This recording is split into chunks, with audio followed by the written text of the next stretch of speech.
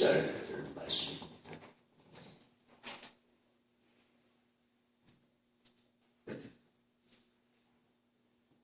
함께 봉독합니다.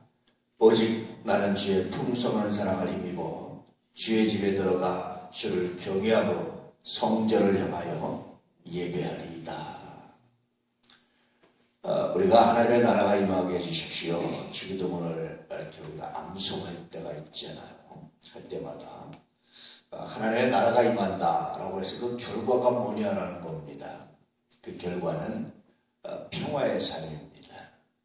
그 평화의 삶은 뭐로서 확정되느냐? 예배로서 확정되는 거예요.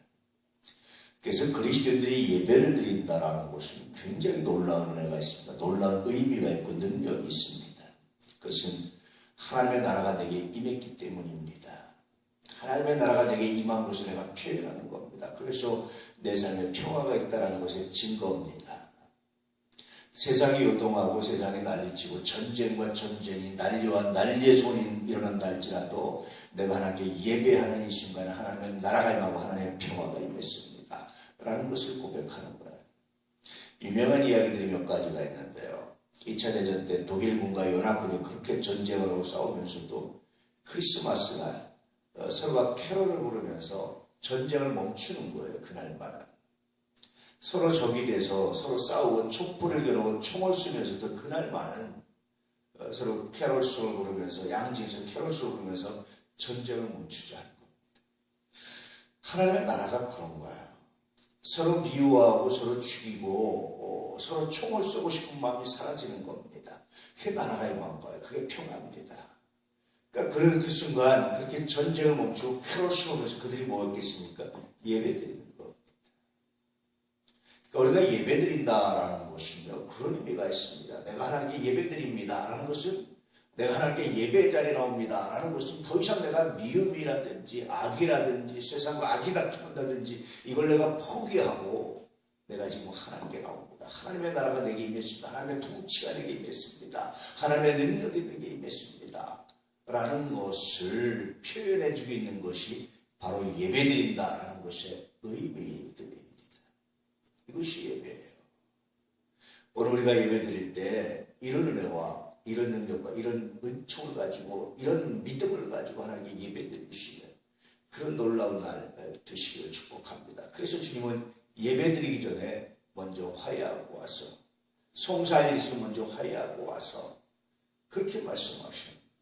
다시 말씀드리면 하나님께 예배드린다는 것은 하나님의 나라가 임했고 하나님의 나라가 임했다는 것은 내 안에 미움과 다툼과 원망과 시기와 모든 것들이 더 이상 의미가 없어졌다는 거예요. 하나님의 심판을 받고 더 이상 의미가 없어졌다는 겁니다. 지금 이 순간 나는 그게 중요한 게 아니라 심지어 적금을 앞에 놓고도 난 그게 중요한 게 아니라 내가 하나님께 예배드리는 게 중요합니다 라는 것을 이야기합니다.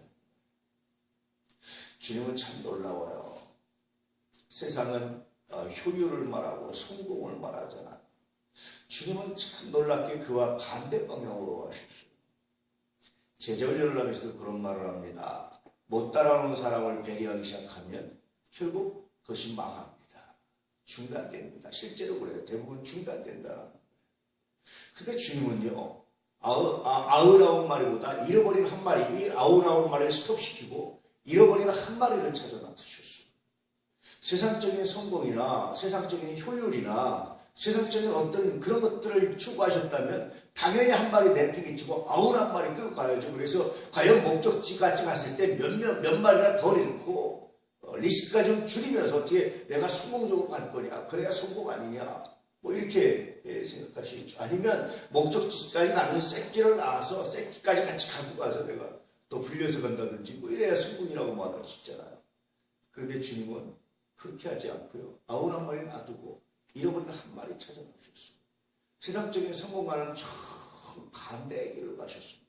그게 주님의 길입니다. 사람한테 말씀을 가졌어요. 그 사람도 똑똑하고 잘나고 잘 따라오는 사람이 아니라 못나고 못 따라오는 사람한테 관심을 가셨어요. 그게 주님의 마음이었습니다. 왜 그랬을까? 저는 그것이 하나님의 나라가 임한 사람의 마음, 세상적인 성공이나 세상적인 명예나 세상적으로 드러내는 열매가 아니라 그 한 사람을 향한 하나님의 마음, 아마 그것이 하나님 나라가 임했을 때 나타났던 대표적인 증상이 아닐까. 그것이 평화가 아닐까 싶습니다. 아무 일 없는 것이 평화가 아니라 그런 마음으로 충만한 것이 평화가 아닐까. 그 마음으로 충만해서 그 평화로 하나님께 예배드리는 것, 그것이 바로 그리스도의 삶이 아닐까, 이런 생각이 들죠.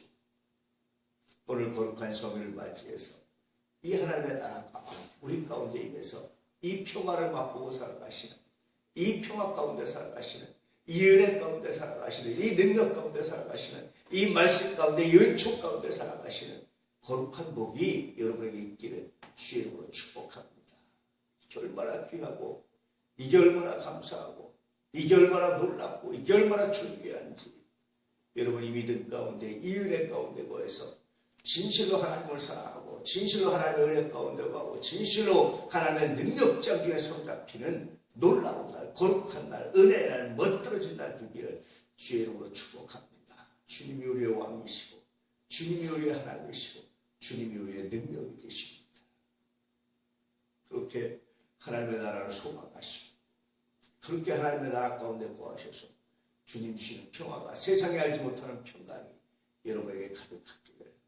그래서 오늘 하나님께 예배드리는 것이 진실로 평화의 나라가, 하나님의 은혜가, 하나님의 나라가 되게 임했습니다라는 고백이 되는 놀라운 날 되시기를. 예배드리는 그 순간 여러분 세상적인 염려, 근심, 걱정 다 내려놓으시고요, 미움도 내려놓으시고, 상처도 내려놓으시고, 하나님 내가 이 순간 주님만, 이 고백을 가지고 살아가시고, 세상적인 성공이나 효율이나 이것도 내려놓으시고, 하나님 내가 이 순간 주님, 그렇게 하나님의 나라를 경험하시고, 그렇게 오늘 하나님 나라 가운데 거하는 귀한 은혜가, 귀한 복이 임하기를 주의 이름으로